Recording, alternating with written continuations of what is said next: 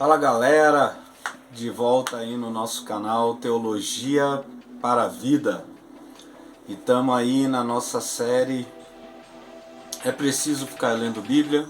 E nós vamos refletir um pouquinho mais sobre esse assunto, a necessidade e a importância, se precisamos ler diariamente, se precisamos ler uma vez só inteira e tá bom demais, já entendi. Qual a importância da leitura bíblica? Tiramos um pouco sobre aquele papo que foi Constantino que constituiu os livros da Bíblia, o canon da Bíblia. Nós quebramos um pouquinho esse argumento que algumas pessoas gostam de usar, né? É lógico que por causa do tempo aqui não aprofundamos nisso, né? Estamos abertos aí para aprofundar nesse assunto, mas passei algo assim resumido, mas tem como aprofundar mais nisso e ver que é aquilo que eu falei com vocês, galera. Agora hoje nós vamos ver como a própria Escritura, né, na própria Bíblia, nós encontramos essa orientação de até hoje termos uma vida de dependência, de leitura e meditação das palavras. Tá? Então o primeiro texto que eu vou ler aqui se encontra em Mateus capítulo 28, onde Jesus, após sua morte e ressurreição, ele aparece aos seus discípulos, né? Ressurreto. E ele encontramos aqui aquilo que nós chamamos de a grande comissão, né? Mas que ele dá aos discípulos que andavam com ele naquela época, ou seja, os seus apóstolos. E ele fala assim no capítulo 28, verso 19: Portanto, vão e façam discípulos de todas as nações, batizando em nome do Pai, do Filho e do Espírito Santo, ensinando-os a obedecer a tudo que eu lhes ordenei, e eu estarei sempre com vocês até o fim dos tempos. Então nós vamos ver o Senhor Jesus comissionando aqueles discípulos a fazerem outros discípulos para Jesus, porque Jesus está vivo. Nós não fazemos discípulos de alguém que já morreu e nem fazemos discípulos para nós. Nós fazemos discípulos para Jesus porque Ele vive e essa pessoa agora vai começar a caminhar com o Cristo vivo e ressurreto na vida dele. Então o último comissionamento que Jesus dá a esses homens é para que fossem, pregassem aquele evangelho, batizassem pessoas que aceitassem aquele evangelho e depois que fossem batizados começassem um processo de discipulado para aprenderem tudo aquilo que Jesus tinha ordenado àqueles homens. Às vezes a gente quer inverter isso, a gente quer discipular para depois batizar. Mas as Escrituras pedem para que todo aquele que aceite a fé em Cristo seja batizado. E logo depois começa esse discipulado, que é aprender, os ensinamentos de Cristo. E esses homens começam a cumprir essa grande comissão lá em Atos, como nós vemos. Esses apóstolos começam a pregar em Atos dos Apóstolos.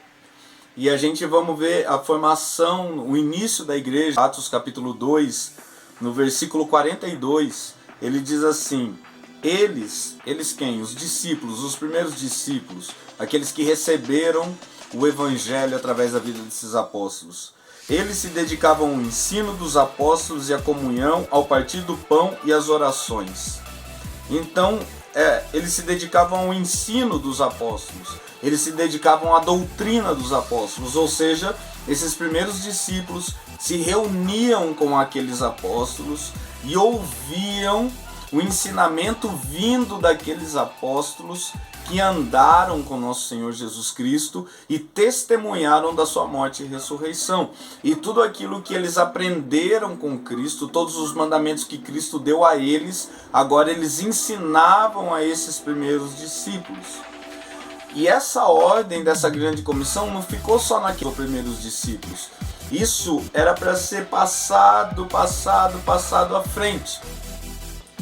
E como que a doutrina dos apóstolos seriam passadas para os próximos discípulos, porque quando nós vamos chegar no tempo do Apocalipse de João aqui da Bíblia, os historiadores falam que todos os apóstolos já estavam mortos, exceto João. Então os apóstolos já tinham morrido, tanto é que a igreja estava em grande aflição, e é por isso que Deus arrebata João, né, em espírito, e leva ele para ter a visão da eternidade, que a igreja de Cristo era triunfante. E a igreja, por mais que aqui na terra estava em perseguição e muitos irmãos morrendo, mas Deus dá a visão para João de uma igreja vitoriosa e mostra para João o final da história. Então o que Deus falava, Jesus falava para João no Apocalipse? Não, a minha igreja não vai acabar, né? Essa perseguição não vai dissipar a minha igreja. E João volta com essa mensagem. Bom, mas voltando ao que nós estávamos falando, essa doutrina dos apóstolos precisava ser passada para frente. E com a morte dos apóstolos, isso seria passado de forma oral. Mas você já brincou com aquela brincadeira que um fala uma palavra no ouvido do outro e outro fala no ouvido do outro e assim vai falando? Você pode ver que o último que falar aquela palavra é totalmente diferente da palavra que foi falada por primeiro.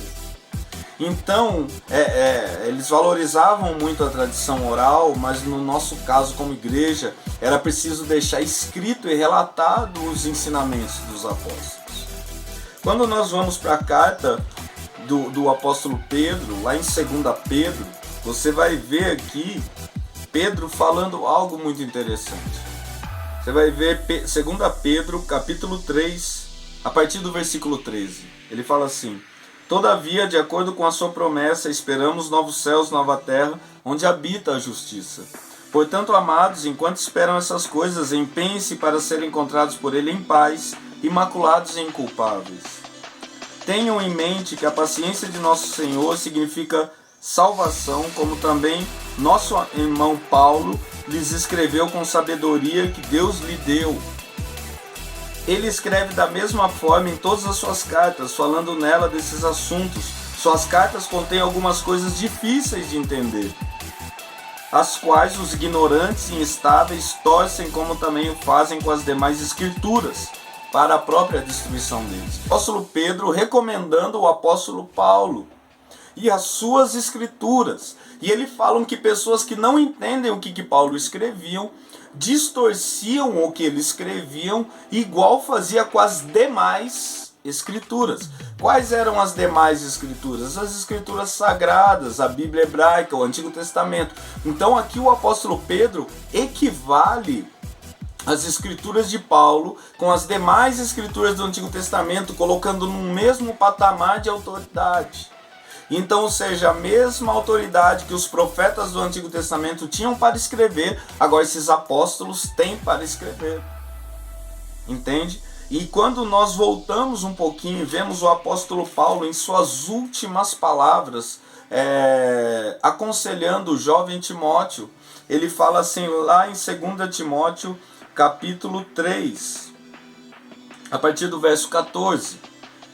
Quanto a você, porém, permaneça nas coisas que aprendeu e das quais tem convicção, pois você sabe de quem o aprendeu, porque desde criança você conhece as sagradas letras que são capazes de torná-lo sábio para a salvação, mediante a fé em Cristo Jesus. Todavia, a Escritura é inspirada por Deus e útil para o ensino, para a repreensão, para a correção e para a instrução na justiça, para que o homem de Deus seja apto e plenamente preparado para a boa obra. Então você vê o apóstolo Paulo na sua última carta ao seu discípulo amado, seu filho na fé Timóteo, ele aconselhando Timóteo a se dedicar às escrituras de Deus, que são inspiradas, as sagradas letras que ele aprendeu desde criança. Que aqui é lógico, é a Bíblia hebraica, o Antigo Testamento, mas nós vemos também Pedro colocando as escrituras de Paulo nesse mesmo autoridade, ou seja, os apóstolos tinham a mesma autoridade de escrita que os profetas do Antigo Testamento. Então, assim, é válido ler o Antigo Testamento, é lógico. A igreja primitiva usava como Bíblia o Antigo Testamento. Agora perguntamos para nós, é válido ler o Novo Testamento? É lógico. Os próprios apóstolos e primeiros cristãos, os pais da igreja, né? Os pais apostólicos, os primeiros bispos das igrejas, os grandes teólogos, mestres da era primitiva, sempre colocaram os escritos apostólicos com a mesma autoridade dos escritos do Antigo Testamento, proféticos, históricos, poéticos. Então aqui está toda a escritura que é apta para nos preparar como um servo do Senhor. Então segue-se a pergunta, é preciso ficar lendo Bíblia? Pela segunda vez eu falo nesse segundo vídeo que é preciso sim. Você que serve a Jesus Cristo, você tem que ter uma vida com a palavra, porque aqui é a palavra de Deus. Não é um livro que contém a palavra de Deus, mas este livro é a própria palavra de Deus. Beleza, galera? Que Deus abençoe. Se essa palavra tem abençoado sua vida, curte aí o nosso vídeo. Se inscreve, porque daí todo vídeo que nós estamos mandando vai cair automático aí para você. E compartilhe, para que a palavra do Senhor alcance a vida de mais galeras por aí. Tá bom? Quem fala com vocês aqui é o Bicudo, do canal Teologia para a Vida. Até o nosso próximo vídeo. Valeu!